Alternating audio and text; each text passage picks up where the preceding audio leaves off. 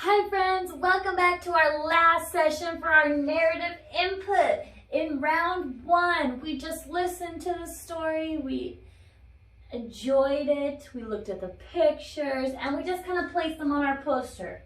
On round two, we listened for some academic words. So now you were listening for specific words in the story that matched it, and we put it up. We put those academic words on our poster.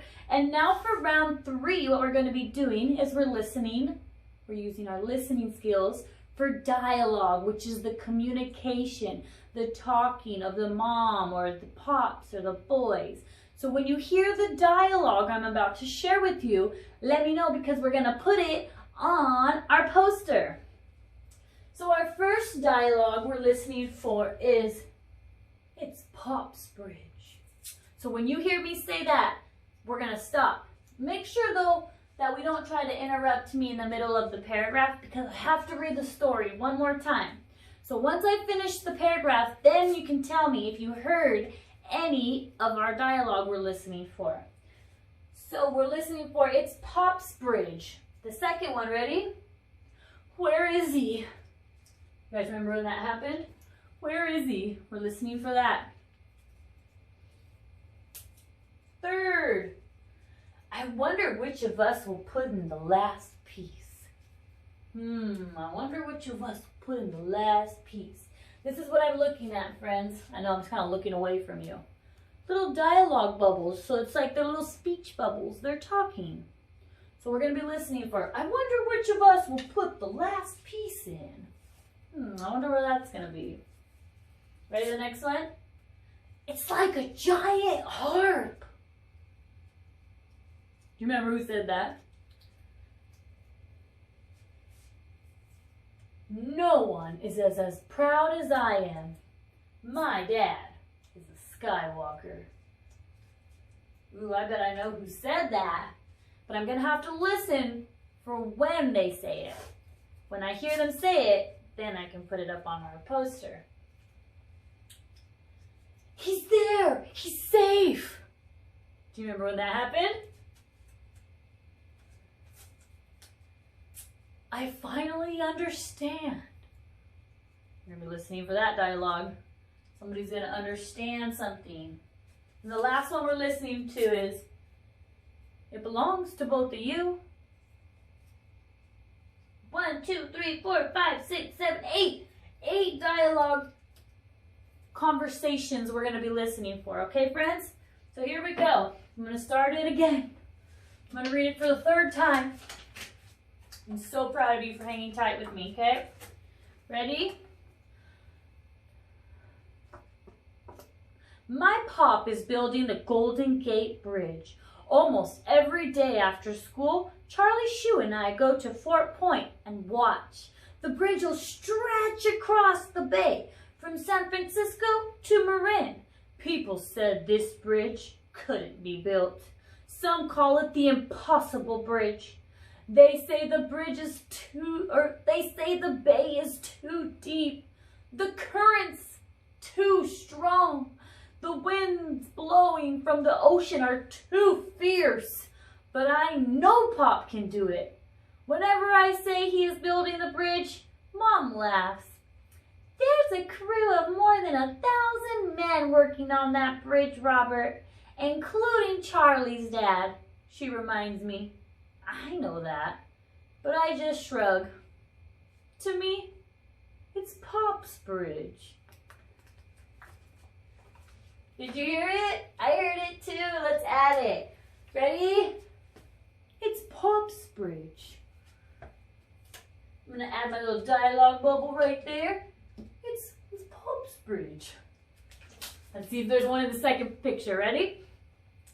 "Pop's a high Iron Man, balancing on the slated catwalks, spinning and bending the cables. He climbs so high that sometimes clouds come down around his shoulders. When the fog rolls in, he disappears completely. That's why the high Iron Men are called Skywalkers. Charlie's dad is a painter. The painters start work long before the bridge is even finished. My pop says if it weren't for them, the bridge would just rust away. But I think he's just saying that to be nice. Skywalkers have the most important job of all. Did you hear any dialogue in there? I heard some, but I didn't really hear the one I'm listening for. I'm listening for, where is he? Maybe we'll hear it in this one. Let's see. Oh, gotta move my tape. Can't read it. At Fort Point, I look for Pop through the binoculars Mom lends me. The workers look alike in their overalls and hats, but I can always find my Pop because of the red handkerchief he ties at his throat. It's our own Scarlet Signal. I don't worry much about him on days when the sun sparkles on the water. It's so beautiful, I can forget that it's dangerous too. But when the wind blows through the Golden Gate, the men cling to the girders like caterpillars on a branch. On foggy days when my hands sweat on the binoculars, where is he? When can I find him? I try not to look away, as though the force of my eyes can keep him from falling. Did you hear one? I heard it. Ready? Where is he? Where is he? Our dialogue. Where is he? He's using those binoculars to see if he can find his dad.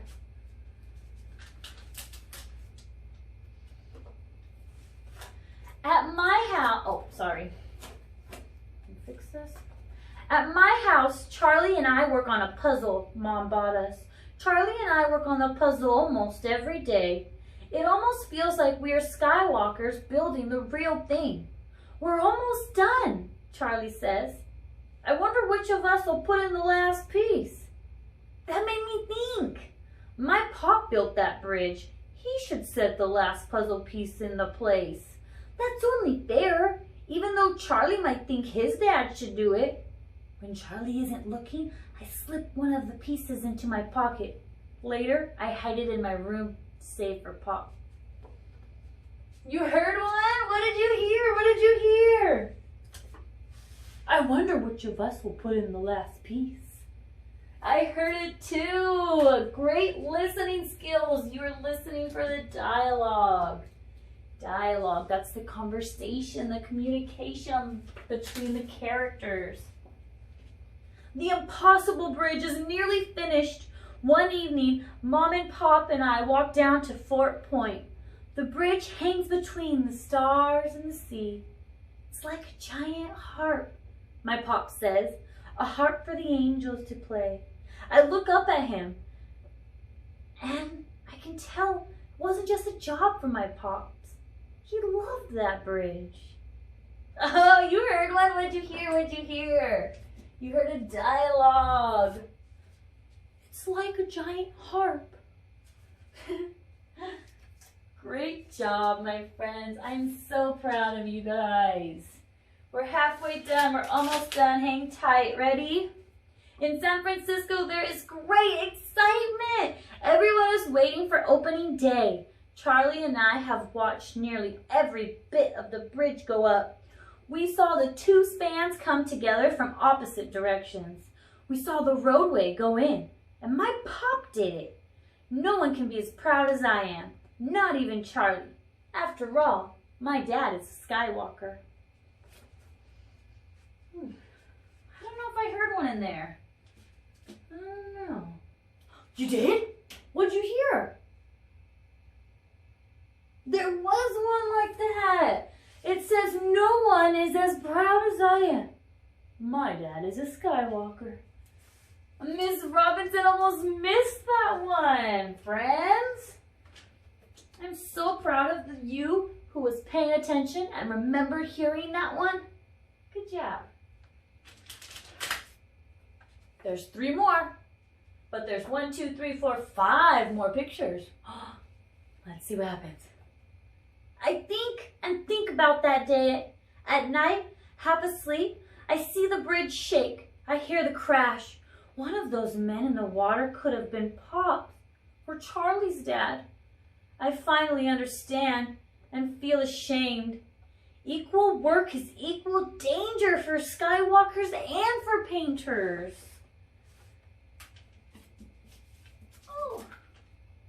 Oh, we missed one. Oops. Oops. Oops, that belongs way over here.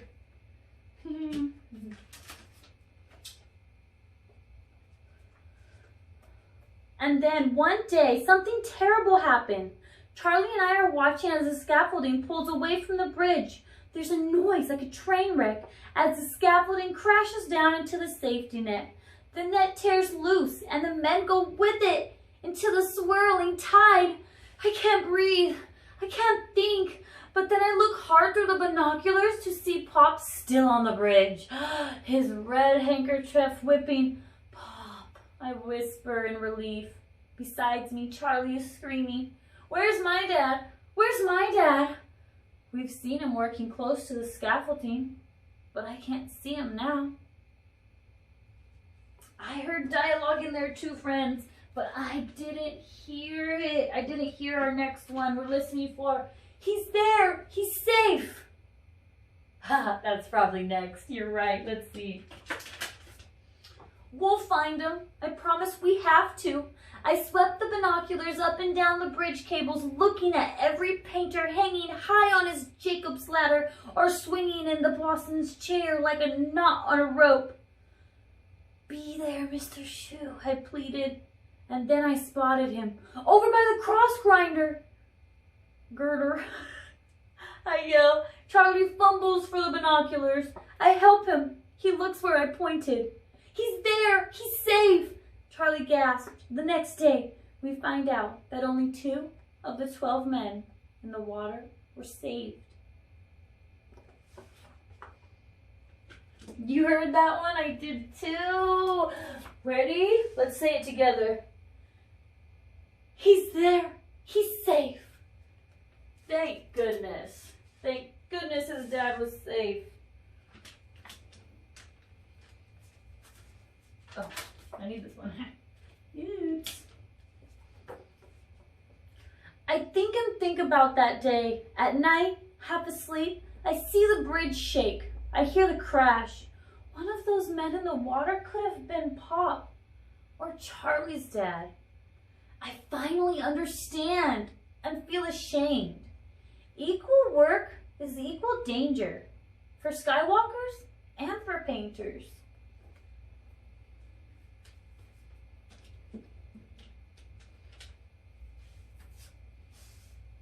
I finally understand. He understands that no matter what job it is, if you're working on that bridge, your life's in danger and you're important. So what does that mean he's gonna do? You already know, but let's see. The work goes on. A new safety net is put into place. Pop says there's less talking and joking now among the men. There's remembering. But the bridge must be finished. And at last it is. We watch through Mom's binoculars as the golden spike is drilled into the center of the main span. Now the celebrating can begin. I don't think I heard any dialogue at all in that one. On opening day, no cars are allowed. Thousands of people walk and dance and roller skate across the bridge, including us. I wear Pop's handkerchief around my neck. There's a man riding a unicycle. There's another on stilts. Navy airplanes fly above the great steel towers. Battleships and cruisers sail below the bridge and into San Francisco's bay. Wind strums its music through the stretch of the cables, and I think of my Pop's harp. Still not yet. Tell me when you hear our final one. Uh-oh, it's not sticking.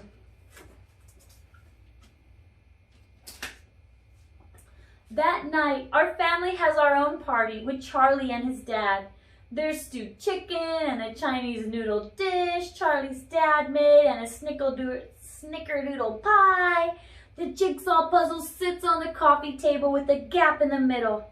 I've searched and I've searched for that missing piece, my mother says. A good thing we didn't leave our bridge with a space like that, Mr. Shoe says. Pop chuckles. We'd still be working. It's time! I slip upstairs to get the hidden puzzle piece, then find the scissors and cut the piece carefully in half. I go back down and put half a piece in Mr. Shoe's hand and the other in my Pop's. Finish it, I say. It's your bridge. It belongs to the both of you. Yes! It belongs to the both of you. I'm so proud of you, friends. You got through all of them, but let me read the last picture just because. We raise our glasses to celebrate. Woohoo! The laborers and the riveteers and the carpenters and the painters and the skywalkers, all the men who work together to build the most beautiful bridge in the world. The Golden Gate Bridge in San Francisco. Thank you, boys and girls, for bearing with our narrative input. I'm so proud of you. I hope you enjoyed Pop's Bridge. And it's a real book, so if you want, you can go read it. Just ask your teachers. Bye, friends. See you next time.